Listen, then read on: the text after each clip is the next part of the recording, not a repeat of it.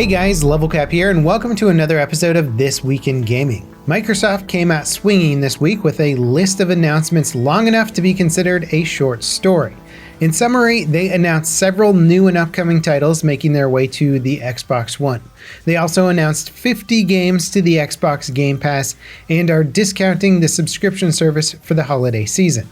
The deal is already live and gets you 3 months of Xbox Game Pass Ultimate for $1 a month. Signing up also includes 1 month of EA Access, 3 months of Discord Nitro, and 6 months of Spotify Premium. If you're out of the loop, Xbox Game Pass is Microsoft's subscription service that offers hundreds of games for a monthly or annual fee. Users can play the games on both Xbox and PC, assuming there's a version of each particular game on both. Like EA's Origin Access Premier and Ubisoft's Uplay Plus, you get full access to every game included with the service. You can download them locally and keep them in your library, provided that you keep your subscription active.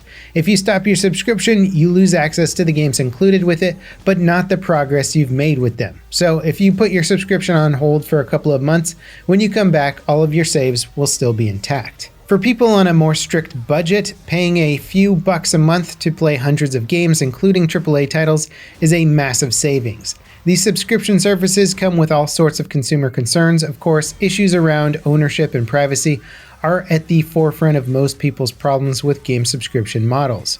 Microsoft also updated their Project X Cloud game streaming service.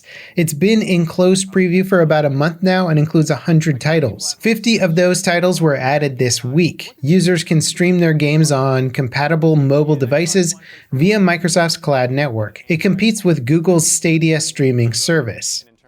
Battlefield 5's next update is going to be absolutely massive. It makes sweeping changes to weapon balance, implements the custom server system called Community Games, adds a new enemy icon system, and will now be followed closely by the release of Wake Island. DICE announced some of the key details of the update in a blog post yesterday. In a nutshell, DICE are slowing down the TTK of guns at further ranges. The change is a lot more nuanced than it sounds and is likely to change after launch based on player feedback. The new enemy UI indicator will help make spotting people a bit easier. If you're within 15 meters of an enemy, a red icon will appear over their head when you aim at them. Within 5 meters of the enemy, and that icon will become permanently displayed for an enemy player so you can see and shoot them. If someone is behind cover or a smoke grenade, they won't get the indicator over their head until you can see them. I covered all this info in full with a dedicated video, so be sure to check that out. In a lot of ways, this patch is a massive change to the core gameplay of Battlefield 5. The community is certainly mixed on the upcoming changes, but ultimately we're just going to have to play it with the changes before we really know how it's going to affect the gameplay. Respawn Entertainment's Star Wars single-player game has finally launched. Jedi Fallen Order has been received with overwhelmingly positive reviews from major outlets and generally liked by the player base. The gameplay is often referred to as a combination of Dark Souls meets Tomb Raider, but of course existing in the Star Wars universe. I've been playing it quite a bit, and I will be working on a full review for the game once I complete it. Halo Reach finally has a PC release date. It launches on December 3rd. The Halo Master Chief Collection is currently being ported to PC. Included titles are launching in chronological order, starting with Reach. A preview build of the game has been available as part of the developer's Flight program. Essentially, it's a free, closed beta that includes a limited section of content.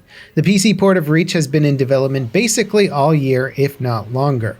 The long porting process is due in large part to the developers using Reach as a springboard for overhauling the entire Master Chief Collection.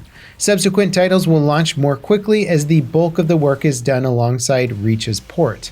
Reach took about a year to get ported, but the remaining games will not take as long. A new trailer for Microsoft Flight Simulator has debuted, and it is stunning. If you're into flight sim games, this is looking to be the most visually realistic flying game ever made by a long shot. It makes use of Microsoft's cloud computing network to integrate real-time weather that's based on weather in real life, as well as terrain generation and more. The creator of Counter-Strike is working on a new game called Plan 8. It's being billed as an open-world exosuit MMO shooter. The trailer certainly looks pretty impressive, but there's no indication of what actual gameplay will be like. It almost looks like a mix between Titanfall, Anthem, and The Division 2. Plan 8 doesn't have a release date yet, but will likely get more attention during E3 of next year. Speaking of Counter-Strike, CROSSFIRE is getting an Xbox version. CROSSFIRE is essentially a Korean clone of Counter-Strike and is the largest FPS title in the world with over 600 million players. It's hugely popular in Asia and being expanded to markets around the world. CROSSFIRE X will debut on Xbox One sometime in 2020 as a free-to-play title. The existing version of CROSSFIRE on PC is getting an HD overhaul, a direct sequel, and a movie. Considering CROSSFIRE's existing player base dwarfs even Fortnite, there's no telling how big the sequel and Xbox port could be. Call of Duty Modern Warfare got another balance patch this week aimed at tuning the 735 shotgun. The goal was to reduce its one-hit kill range, but players are finding it's effectively the same as before. The M4 got a slight increase to hipfire spread and now does decreased headshot damage. The FAL got the biggest change, reducing its recoil and increasing damage to the head. Where before the FAL was basically unusable, at least at lower ranks, it's now fairly competitive with most other weapons. Overall, the patch has been a good improvement, but there's still plenty left for Infinity Ward to smooth out. Rainbow Six Siege is getting a new operation called Shifting Tides. We reported on it briefly last week. Since then, a full trailer showcasing the new operators and their gadgets has been released. The update has also been made available for testing on Siege's technical test server. Players can test out the new operators, play on the reworked theme park map, and see all the changes coming with the update when it eventually goes live. Of note, the devs have implemented a new limb penetration system and are testing adding the Vulcan API to the game. With the update, some weapon classes like assault rifles and SMGs will be able to penetrate a single target's limb and hit them in the body. Bigger weapons like DMRs and sniper rifles will give you full penetration of multiple enemies. So you can shoot one enemy and your bullet will pass through them to hit the person standing behind them. Damage modifiers are in place for all major regions of the body, so shooting somebody's body through their arm will deal different damage value than shooting them directly in the arm or the body. The new system is fairly complicated, but should ultimately create a more standardized damage model. Be sure to check out the blog post if you're interested in all the specifics. Shifting Tides will likely launch in early to mid-December. Milsim game Squad is currently having a free-to-play weekend. The game is also discounted by 50%.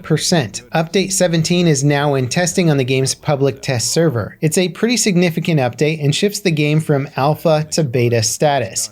It includes a new commander role that can assign objectives and call in support like UAVs and artillery strikes. Commanders will be chosen by a vote for each team and are limited to one person per team. BioWare is reportedly working on a complete overhaul for Anthem, their critically planned looter shooter that launched early this year. The big ticket items to be addressed are mission structure, loot, and the overall world of the game. Internally, the project is being referred to as Anthem Next or Anthem 2.0. It's unclear how the overhaul will roll out. It could be a series of small updates or launch as a massive expansion, somewhat like the Destiny franchise is known for. BioWare likely have several dozen employees working on the project across multiple studios. They've already spent several months tearing the game apart and rebuilding it. There's obviously no set deadline for the overhaul, and BioWare haven't officially announced anything. That said, they've reiterated their commitment to the game numerous times despite its failure to attract players. Survival shooter Rust is finally getting a console port. The game has been something of a darling child from the bygone days of DayZ. It's launched originally as an early access title on Steam in 2013. Since then, it's grown a sizable following and has received several major updates. It left early access last year but has continued to get updates and evolve. It will launch on Xbox One and PlayStation 4 sometime in 2020. Crytek have released a free benchmarking tool that showcases their software-based ray tracing features. It can be run on pretty much any GPU that supports DirectX 11, which means basically any GPU from the last 5 years or so. Until now, ray tracing in games has been limited to NVIDIA's RTX line of GPUs. Crytek's technology leverages some clever tricks to provide mirror surface reflections and blends more traditional reflection methods with ray tracing. The end result is something in between a properly ray traced game and how games are traditionally rendered. It's impressive, especially considering it can run on non-RTX GPUs. And that wraps it up for today's episode of This Week in Gaming. As always, thanks for watching, guys. Let me know in the comments which stories you like the best or if you think we missed something important. And I'll see you next time. This is Level Cap signing off.